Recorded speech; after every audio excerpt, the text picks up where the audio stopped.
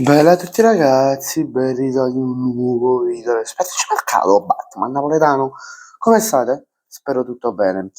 Questo video andiamo a fare il post partita di Pisa-Atalanta che è finita per 1-1. Gol di Durassimi, spero che si pronuncia così. Tifosi del Pisa, se mi sono sbagliato fatemelo sapere qui sotto nei commenti. E per l'Atalanta segna Kristovic. Prima di parlarvi della partita, di quello che penso io della partita, andate a vedere la descrizione. Ci sono, oltre al gruppo Telegram dove vi potete unire, se volete, ci stanno due canali WhatsApp, parlano di calcio e vai giù, andate a darvi un'occhiata, iscrivetevi pure là, vai giù. Uno parla della Serie A e uno è un calcio europeo, cioè di tutta l'Europa. Ne è proprio il nome calcio europeo il giorno. Vabbè, ve li lascio in descrizione. Allora, vai giù. Mi è piaciuto proprio questa partita, vai giù, veramente.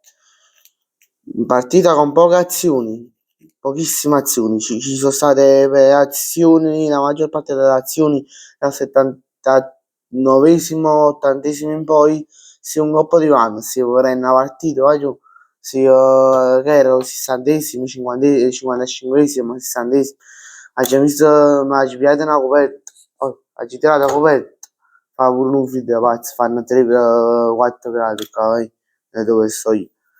E oggi oggi mangiamo poi l'80° minuto, cioè l'83° minuto ha segnato l'Atalanta, ha detto oggi ha segnato l'Atalanta, fammi vedere io urlo. Poi pure stessa cosa per il Pisa, partita che vabbè, io ve l'ho detto, se partite che finiscono in tutti i video in cui ci sono stati pareggi così noiosi, tra virgolette, ho detto, non me l'ho sempre detto, non mi piacciono, cioè noiosi, ti viene cioè a volte mi viene lo schifo di guardarle queste partite, cioè non so voi, ma a volte mi viene lo schifo di guardare queste partite. Cioè, se no, le squadre che vedo, ok? A parte il Napoli, perché il Napoli a prescindere sta da forse Napoli sempre. E partite che ho visto, no? Pure per portarvi il post partita. Mi proietto a fine partita, quando la partita finisce, così capisci che già tutte le azioni, tutte le gol, capisci che se è una partita noiosa. Cioè, vabbè, vai ragazzi, grazie a tutti per la visione, lo so questo video è durato un po' poco, però non c'era niente da dire sulla partita, c'era poco da dire e vi ricordo di iscrivervi ai canali WhatsApp qui sotto in descrizione, mi raccomando, lasciate un bel like ed iscrivetevi al canale. Ciao, vai giù!